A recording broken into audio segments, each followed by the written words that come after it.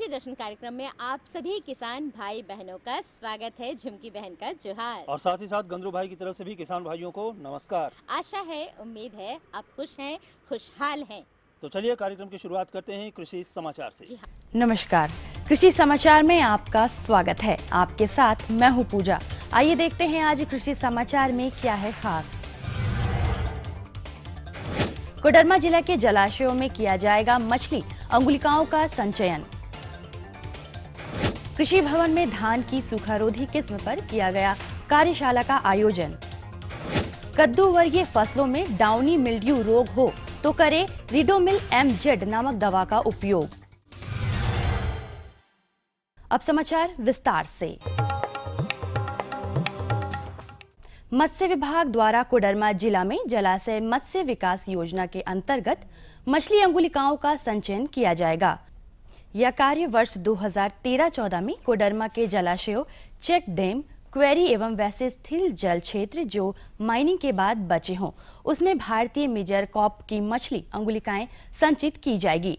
संचयन कार्य जिला स्तर पर उपायुक्त द्वारा गठित समिति एवं जलाशय के निबंधित मत्स्य जीवी सहयोग समिति की उपस्थिति में किया जाएगा। आवेदन देने की अंतिम तारीख 16 दिसंबर 2013 है। कांके रोड रांची में कृषि भवन परिसर स्थित समिति सभागार में बीते दिनों धान की सूखारोधी किस्मों के क्लस्टर प्रशिक्षण पर कार्यशाला हुई, जिसका उद्घाटन कृषि निदेशक श्री के सोन ने किया। इस कार्यशाला में राज्य के विभिन्न जिलों से आए NGO प्रतिनिधि, कृषि विज्ञान केंद्र के वैज्ञानिक, जिला कृषि पदाधिकारी और आत्मा के प्रोजेक्ट डायरेक्टर सहित international rice research institute Philippines के विशेषज्ञों ने भी भाग लिया।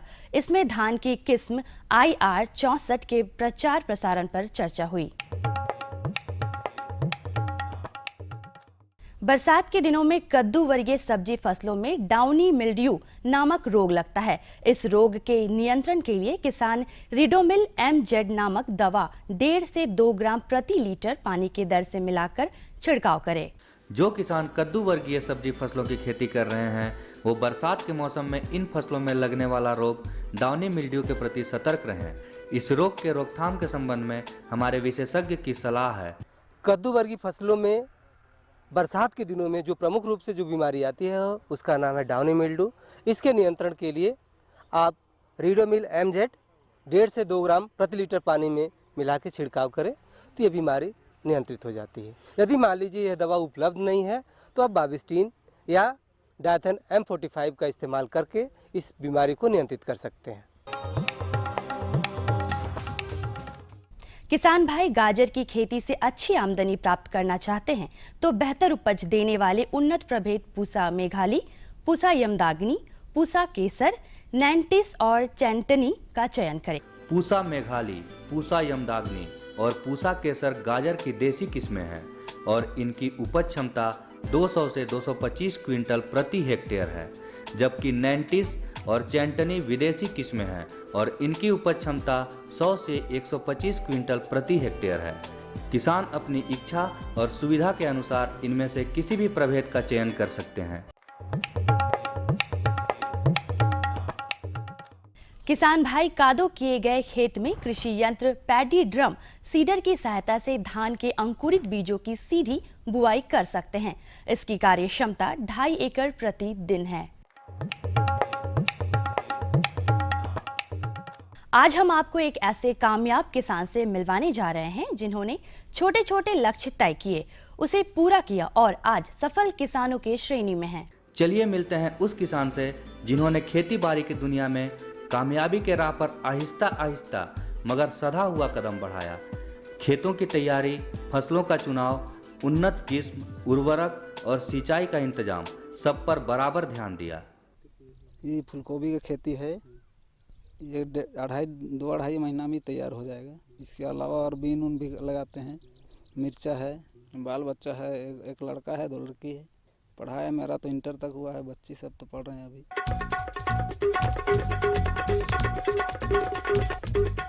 और अब एक नजर राज्य के 5 प्रमुख शहरों के मौसम के मिजाज पर। आज राज्य के 5 प्रमुख नगरों के अधिकतम और न्यूनतम तापमान कुछ इस प्रकार दर्ज किए गए। रांची का अधिकतम तापमान 30 डिग्री सेल्सियस और न्यूनतम 23 डिग्री सेल्सियस। जमशेदपुर का अधिकतम तापमान 33 डिग्री सेल्सियस और न्यूनतम 25 डिग्री सेल्सियस। मेदिनीनगर का अधिकतम तापमान 30 डिग्री सेल्सियस और न्यूनतम 25 डिग्री सेल्सियस। देवघर का अधिकतम तापमान 32 डिग्री सेल्सियस और न्यूनतम 26 डिग्री सेल्सियस। वहीं धनबाद का अधिकतम तापमान 33 डिग्री सेल्सियस और न्यूनतम 26 डिग्री सेल्सियस रहा।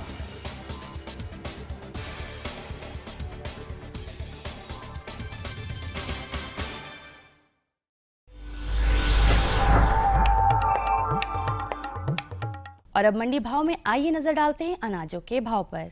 आज कृषि उत्पाद बाजार समिति पंडरा रांची में विभिन्न खाद्यान्नों के थोक भाव कुछ इस प्रकार दर्ज किए गए। चावल मोटा 1850 रुपए से 2100 रुपए, चावल मध्यम 2150 रुपए से 2500 रुपए, चावल उत्तम 2700 रुपए से 4500 रुपए, गेहूं 1450 रुपए से 2100 रुपए, चना 3650 रुपए से 4150 रुपए, दाल अरहर 5550 रुपए से 6400 रुपए, दाल मसूर 4450 रुपए से 5000 रुपए, दाल चना 4550 रुपए से 5050 रुपए, सरसों तेल 8400 रुपए से 9600 रुपए, चीनी 3350 रुपए से 3450 रुपए, आलू 700 रुपए से 850 रुपए और प्याज 3600 रुपए से 4200 रुपए प्रति क्विंटल रहा। कृषि समाचार में आज इतना ही। अगले दिन अगले अंक में फिर होगी मुलाकात कुछ ताज़ा तरीन खबरों के साथ। तब तक के लिए दीजिए इजाजत।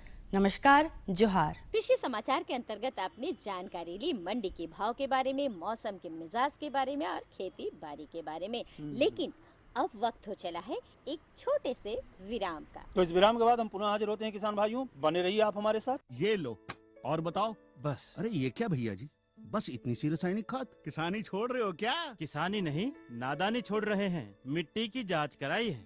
अब तो लाला जी जितनी जरूरत है उतने ही उर्वरक खेत में डालेंगे। हाँ, किसान भाई आज ही अपने जिले की नजदीकी भूमि परीक्षण प्रयोगशाला में मिट्टी की जांच जरूर करवाएं और मिट्टी में पोषक तत्व, नमी व पौधे के विकास को देखते हुए केवल जरूरत के अनुसार ही पोषक तत्व डालें। और हाँ, मिट्टी में गंधक, जस्ता, बोरोन जैसे सूक्ष्म पोषक तत्वों का पता लगाना भी न भूलें। उर्वरक और जैविक खाद के सही उपयोग से भूमि का उपजाऊपन बनाए रखें, उत्पादकता बढ़ाएं, खर्चा घटाएं और बहुमूल्य विदेशी मुद्रा बचाने में भी सहयोग दें। और हाँ, धीमी गति से नाइट्रोजन उपलब्ध कराने वाले उर्वरकों जैसे नीम लेपित यूरिया को प्राथमिकता दें और यूरिया का पत्तों पर छिड़काव करें। अरे वाह, तू तो सचमुच समझदार हो गया रे। अधिक जानकारी के लिए संपर्क करें जिला कृषि अधिकारी या किसान कॉल सेंटर।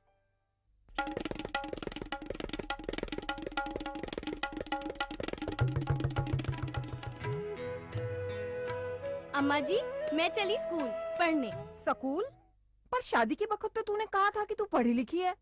अरे अम्मा जी, फार्म स्कूल जा रही हूँ खेती की नई नई बातें सीखने। आप भी चलो ना। फार्म स्कूल, जहाँ खेतों में पैदावार बढ़ाने की हर बात किसानों को सिखाई जाती है, जैसे मिट्टी के हिसाब से सही खाद, बढ़िया बीज और जरूरत के मुताबिक कीटनाशक, ताकि कम लागत में अधिक मुनाफा।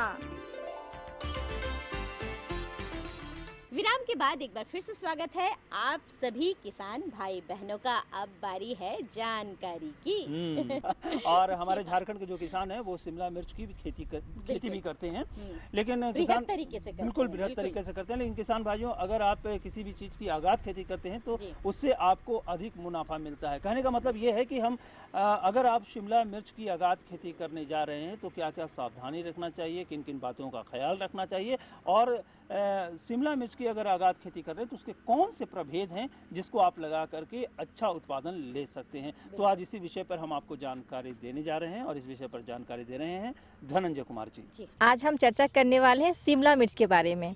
जी हाँ, और इसके लिए जानकारी देने के लिए हमारे बीच है विशेषज्ञ धनंजय कुमार सर। सर, किसान भाई जानना चाहते हैं कि शिमला की खेती जो कि बड़े पैमाने पे होती है, लेकिन उसके लिए खेत को कैसे तैयार करते हैं, सबसे पहले ये बताएं। किसान भाइयों, शिमला मिर्च का जहाँ तक प्रश्न है तो शिमला मिर्च जो है आपका बाज़ार में जो है उसका मांग ज़्यादा है और दाम भी जो है बाज़ार में जो है ज़्यादा रहता है। तो शिमला मिर्च का जो है खेती जो है साल में 2 से 3 बार जो है आप जैसे झारखंड के परिप्रेक्ष्य में बोलें तो 3 बार आप अगर लगा सकते हैं। जैसे कि अगर थोड़ा सा आप आगात लगाना चाहते हैं तो जून के मौसम में अगर आप इसका रोपाई करते हैं तो उस समय जो है बहुत ज़्यादा आपको मिलेगा। उसके बाद अब जो है सितंबर अक्टूबर में अगर रोपाई करेंगे, और तीसरा जो है जनवरी में जो है आप अगर रोपाई करेंगे तो आप उसका भरपूर फ़ायदा उठा सकते हैं। और साथ ही साथ किसान भाई ये भी जानना चाहते होंगे कि उनका उपयुक्त समय कौन सा है और कौन कौन सी किस्म है। हाँ किसान भाइयों, जैसे कि उपयुक्त समय आपका एक तो हुआ कि बहुत आगात जो है मतलब मई जून का महीना, उसके बाद सितंबर अक्टूबर, और तीसरा जो है दिसंबर और जनवरी का महीना उपयुक्त समय है। किस्म में जो है शिमला मिर्च का किस्म जो है, जैसे कि पुराने किस्म में जो है कैलिफोर्निया वंडर या एक भारतीय कृषि अनुसंधान परिषद नई दिल्ली के द्वारा विकसित KT1 करके है। उसके अलावा प्राइवेट कंपनी का जो है संकर किस्म है, जैसे कि सिंजेंटा का इंदिरा है, और ननहेम्स कंपनी का बॉम्बे है, नताशा है। यह सब किस्म जो है उपयुक्त है। इसके अलावा अनुसंधान केंद्र पलांडू द्वारा भी जो है हम लोग 2 किस्म विकसित किए हैं, जिसका कि अभी नाम नहीं पड़ा है। नंबर है HACAV 271 और HACAV 845। तो जो किसान भाई अगर उसका डेमोस्ट्रेशन लगाना चाहे तो अनुसंधान केंद्र पलांडू से हमसे मिल करके और उसको कर सकते हैं, अपने खेत में प्रत्यक्षण लगा सकते हैं। रही बात किसान भाइयों को इसकी तैयारी करें, कैसे करें खेत की तैयारी, तो जो है यहाँ के मिट्टी पहले तो है कि खूब अच्छी जुताई कर दें। 3 से 4 बार गहरी जुताई करने के बाद जो है अगर आपके पास मतलब पारंपरिक ढंग से ड्रिप सिंचाई नहीं है तो आप जो है लाइन से लाइन की दूरी जो है 1.5 फीट रखेंगे और पौधे से पौधा की दूरी जो है 1.5 फीट रखेंगे। अगर आपके पास टपक सिंचाई प्रणाली लगी हुई है तो आप राइट बेड बना करके बीच में ड्रिप सिंचाई का पाइप रहेगा, उसके दोनों तरफ जो है हम 45-45 सेंटीमीटर पर जो है एक पौधा का रोपाई करते हैं, और 2 पौधे के बीच में जो है 40 सेंटीमीटर की दूरी रखते हैं। लेकिन साथ ही साथ इन किस्मों को अच्छी तरह से बचाव कैसे करें, यानी कि हम बात करना चाह रहे हैं कि कौन कौन से कीटनाशक का यूज़ करें और कौन कौन से कीट लग जाते हैं, उनके बारे में बताएं। किसान भाइयों की शिमला मिर्च में जो रोग और बीमारी है, कीट है, तो उसके बारे में जो कि शिमला मिर्च में 2 कीट जो है प्रमुख है। पहला जो है आप जो किसान भाई शिमला मिर्च की खेती करते होंगे तो देखते होंगे पत्ती ऊपर की ओर मुड़ जाता है, नौ जैसा बन जाता है। अगर उस तरह का हो गया तो आप समझिए कि उसमें थ्रिप्स कीट है, और थ्रिप्स कीट के नियंत्रण के लिए जो है आप कन्फिडोर नामक दवा आधा ml प्रति लीटर पानी में या एक तारा आधा ग्राम प्रति लीटर पानी में मिला करके अगर आप छिड़काव करेंगे तो थ्रिप्स का नियंत्रण हो जाएगा। दूसरा कीट है जो पत्ती जो है नीचे की ओर मुड़ जाता है, और जब पत्ती नीचे की ओर मुड़ जाए तो आप उसमें जो है माइट नामक कीट है, लाल मकड़ी जिसे बोलते हैं, कभी कभी आँख से दिखाई पड़ता है, कभी कभी नहीं दिखाई पड़ता है, लेकिन अगर पत्ती नीचे की ओर मुड़ी हुई है तो आप समझें कि आपके खेत में जो है माइट लगा हुआ है, लाल मकड़ी लगा हुआ है। और उसके नियंत्रण के लिए जो है वो विरौन नामक दवा 1 ml प्रति लीटर पानी में मिला करके आप अगर छिड़काव करेंगे तो नियंत्रण हो जाएगा।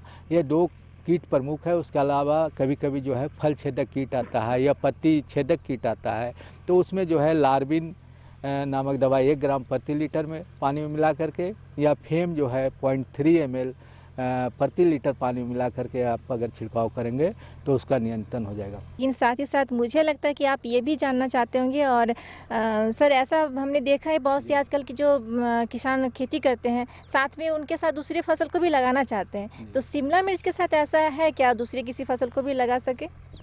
नहीं, हमारा तो सुझाव रहेगा कि जैसे कि अगर आप कर रहे हैं तो शिमला मिर्च जब कर रहे हैं तो शिमला मिर्च का एक अलग ही खेती करें, क्योंकि उसमें जो रोग और बीमारी आएगा तो उसके नियंत्रण के लिए आपका दवा अलग लगेगा, और जो दूसरा फसल लगाएंगे उसमें जो रोग बीमारी आएगा तो उसका नियंत्रण के लिए दवा अलग लगेगा, खाद अलग लगेगा। तो दोनों को मतलब दोनों का खाद और दवा एक साथ चलाना जो है आपके लिए संभव नहीं होगा, तो आप दोनों को अलग अलग ही लगावें। जितना आपको शिमला मिर्च लगाना है उतना ही लगाना। और साथ ही साथ जब हमारा शिमला मिर्च तैयार हो जाए, यानी कि बाजार व्यवस्था, अब जान लेते हैं कि किस तरह से हम शिमला मिर्च को तैयार पाएंगे, कितना वक्त लगेगा और उनकी बाजार व्यवस्था को किस तरह से हम लाभ ले सकते हैं। किसान भाइयों, शिमला मिर्च का बाज़ार बहुत ही मांग है। जब से जो है हमारे देश में, हमारे राज्य में जो है चाइनीज़ फूड का जो है बढ़ा है, तब से हर एक घर में हम समझते हैं कि शिमला मिर्च का जो है मांग बढ़ गया है।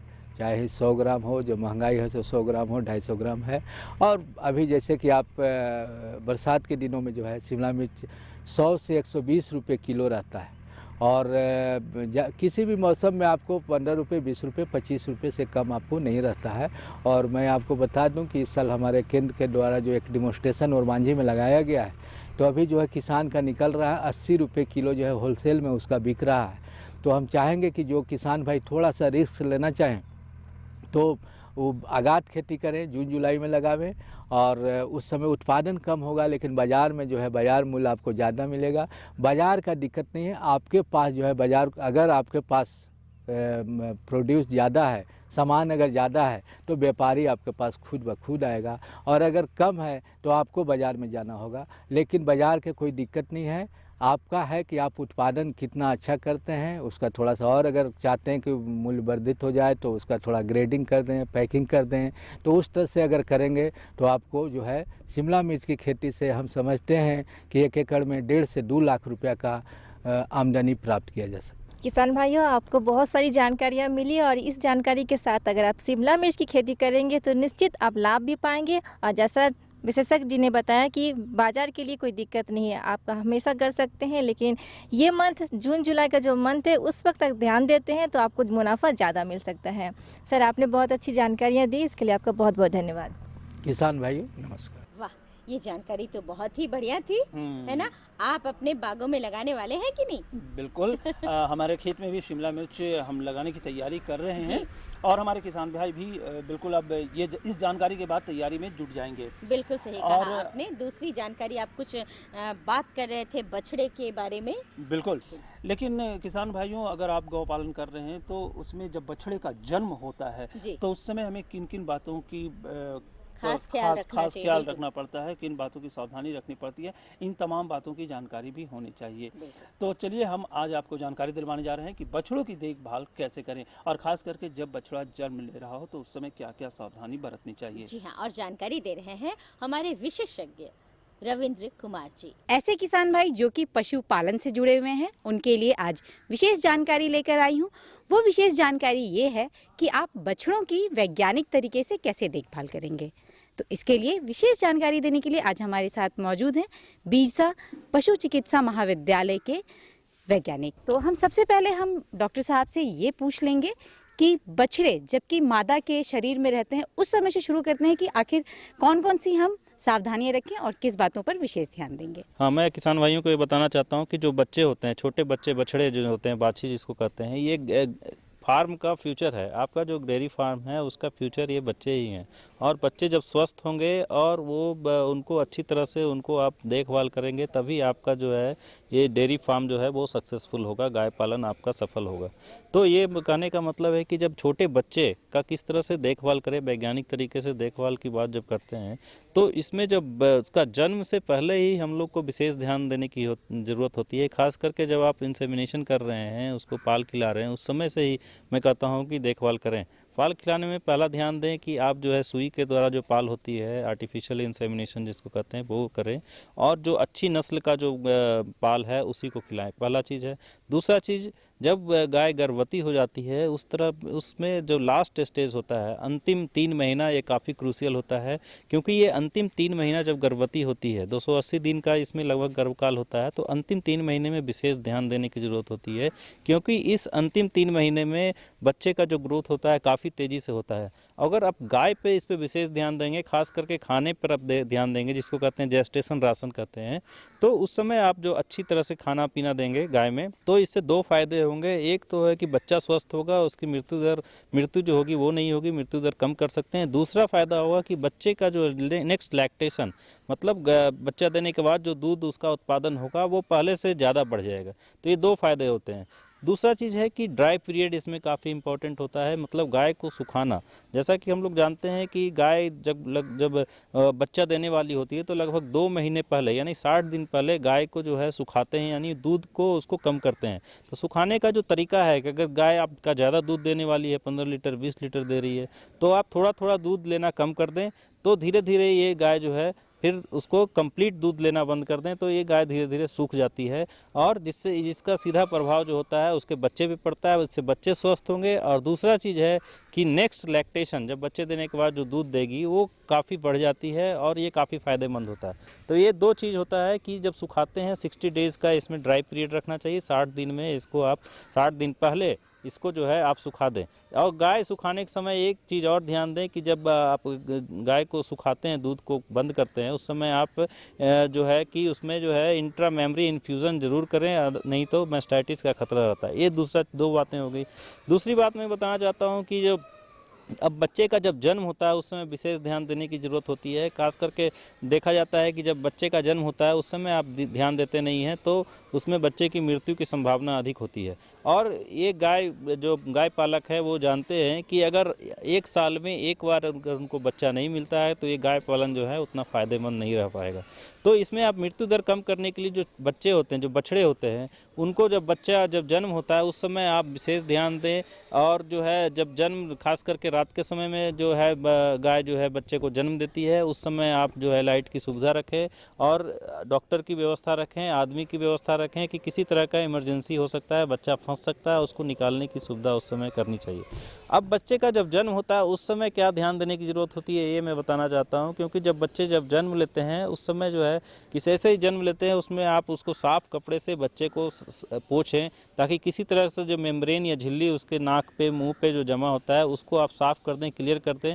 और ख़ास करके जब बच्चा जन्म होता है उस समय कभी कभी बच्चे को सांस लेने में तकलीफ़ होती है तो उसमें जो नेज़ल पैसेज है नाक के पास उसको आप क्लियर करें और आर्टिफिशियल रिस्पायरेशन उसको दे सकते हैं। नाक में मुँह से जो है हवा फूंक करके भी जो है उसको इनिशियल स्टेज में जो है उसको कर सकते हैं, जिससे कि किसी तरह का यदि तकलीफ़ होती है तो उसको जो है आप कम कर सकते हैं।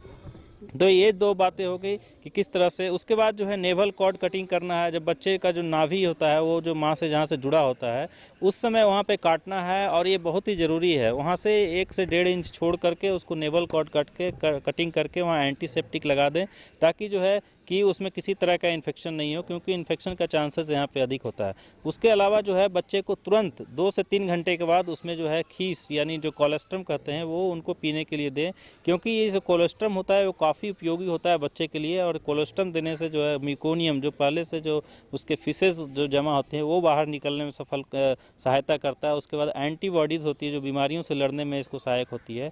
तो ये कोलेस्ट्रम जो है कहीं कहीं गाँव में देखा जाता है कि वो उसको खीस पीने के लिए नहीं देते हैं, तो 1.5 से 2 घंटे के बाद जो है उसको माँ के साथ जो है कोलेस्ट्रम जो है उसको पीने के लिए अवश्य दें और ये बच्चे के लिए काफ़ी फ़ायदेमंद होता है। जी, आइए जान लें जब नवजात बच्चे होते हैं, बछड़े होते हैं, तो उनके आहार पर हम किस तरह से ध्यान दे सकते हैं।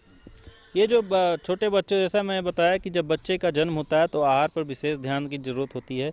और बच्चे का जब जन्म होता है उस समय वीनिंग का भी खास महत्व है। वीनिंग कहने का मतलब होता है बच्चे को जब माँ से अलग करते हैं। खास करके बड़े बड़े फार्म में आप देखें कि जन्म के तुरंत बाद बच्चे को जो है उसको अलग कर देते हैं। इसको वीनिंग कहते हैं, माँ से अलग करना। ये या तो जन्म के तुरंत बाद कर सकते हैं या जो छोटे फार्म होते हैं वो बच्चे को दूध लेने से पहले दूध पिलाते हैं, उसके बाद उसको जो है अलग नहीं करते हैं, साथ ही रखते हैं 3 महीने 4 महीने तक। तो ये जो है वीनिंग जो कहते हैं ये या तो तुरंत करें या फिर बाद में भी कर सकते हैं, लेकिन तुरंत वीनिंग करना ज़्यादा उपयोगी होता है। उसके अलावा आहार की यदि बात करते हैं तो दूध जो पिलाते हैं बच्चे को, इसमें लगभग वजन से 10वां भाग जो है उसको दूध देना चाहिए। और जो है कि जैसे पहला 3-4 दिन तक कोलेस्ट्रम देते हैं, उसके बाद जो है दूध देते हैं और 15 दिन के बाद से उसको स्टार्टर राशन यानी कि दाना का मिश्रण थोड़ा 100 ग्राम 150 ग्राम दाना मिश्रण देना अधिक ज़रूरी होता है। और जब बच्चे का उसके अलावा जो है उसको दूध भी दे सकते हैं 1/10 भाग या 1 किलो 2 किलो करके। जिस तरह से अगर वो दाना खाना अधिक शुरू करती है तो दूध की मात्रा को कम कर सकते हैं। इस तरह से आप कर सकते हैं। जब बच्चे का जन्म जो उम्र जो है 2-3 महीने का हो जाता है तो थोड़ी थोड़ी जो है डेलिकेट जो है वो हरी जो चारा होती है वो उसको आप दे सकते हैं, जो कि उसके पेट में जो है र्यूमेन को डेवलपमेंट में सहायक होता है। तो इस तरह से आप उसको खान पान पर विशेष ध्यान दे सकते हैं। इसमें जो बीमारियां जो होती है मुख्य रूप से जो छोटे बच्चों में गाय के बछड़ों में बीमारियां होती है, उसमें एक होता है कि डायरिया, वाइट स्कॉर्स जिसको कहते हैं, उजले रंग का डायरिया। ये इसमें अगर इस तरह का लक्षण आता है तो आप डॉक्टर की सलाह लेकर एंटीबायोटिक का प्रयोग करें। दूसरा जो सबसे खतरनाक बीमारी देखने को मिलता है नेवल इल, जो नेवल जो जॉइंट होता है वहाँ से इन्फेक्शन जो है उसमें होता है, जिसके कारण जो है जॉइंट इल जो है, नेवल इल या जॉइंट इल, जॉइंट पे उसका असर पड़ता है और जो बच्चे होते हैं वो उसका प्रभाव उसके हेल्थ पे पड़ता है और इससे बच्चे की मृत्यु भी हो सकती है। ये दो बीमारियां खास करके महत्वपूर्ण है। उसके अलावा कॉक्सीडियोसिस यानी प्रोटोजोअल डिजीज भी होता है, जिसका एंटीबायोटिक का उपयोग करके उसका हम लोग बचाव कर सकते हैं। काफ़ी बेहतरीन जानकारियाँ हमारे विशेषज्ञ ने मुझे लगता है किसान भाइयों को दे दी हैं। वैज्ञानिक तरीके से आप कैसे बछड़ों की देखभाल करें, उनका जन्म कैसे करवाएं, ये सारी बातें। तो आशा करती हूँ किसान भाई इस पर जरूर अमल करेंगे। आपका बहुत बहुत धन्यवाद हमारे इस कार्यक्रम में आने के लिए। जी हाँ, धन्यवाद। काफ़ी अच्छी जानकारी थी और हमारे किसान भाइयों को उम्मीद है कि इस जानकारी से काफ़ी लाभ हुआ होगा। और अब झुमकी बहन क्या इरादा है? इरादा तो बहुत नेक है, एक छोटी सी जानकारी और देनी है जो IMD पुणे से आते हैं। क्यों? चलिए ये जानकारी भी हम ले लेते हैं किसान भाई। भारतीय मौसम विभाग पुणे से प्राप्त आज का मौसम पूर्वानुमान इस प्रकार है। आसमान में बादल रहेंगे, कई इलाकों में 9 मिलीलीटर बारिश होने की संभावना है। आज का अधिकतम तापमान 25 डिग्री सेल्सियस और न्यूनतम तापमान 23 डिग्री सेल्सियस रहने की संभावना है। अब मौसम पूर्वानुमान पर आधारित कृषि सलाह। टाड़ खेत में लगे फसलों में दीमक के प्रकोप को रोकने के लिए क्लोरपॉरिफॉस दवा 2.5 मिलीलीटर प्रति लीटर पानी की दर से घोल बनाकर जड़ के पास छिड़काव करें। कुर्थी के बीज को बोने से पहले राइजोबियम कल्चर द्वारा जीवाणु खाद से उपचारित कर लें। किसान तोरिया फसल के बेहतर उत्पादन के लिए अनुशंसित किस्म T9, VR23 या PT 303 लगाएं। एक काम और बाकी रह गया, फटाफट कागज और कलम उठाइए और हमारा पता तो नोट कर लीजिए। बिल्कुल। ताकि आप अपने सुझाव और समस्या हम तक लिखकर जरूर भेज सकें। हमारा पता है कार्यक्रम कृषि दर्शन, कृषि प्रकोष्ठ द्वारा केंद्र निदेशक, दूरदर्शन केंद्र, रातू रोड, रांची, पेन संख्या 834-001। तो किसान भाइयों, इसी के साथ हम सबों को अनुमति दीजिए। नमस्कार।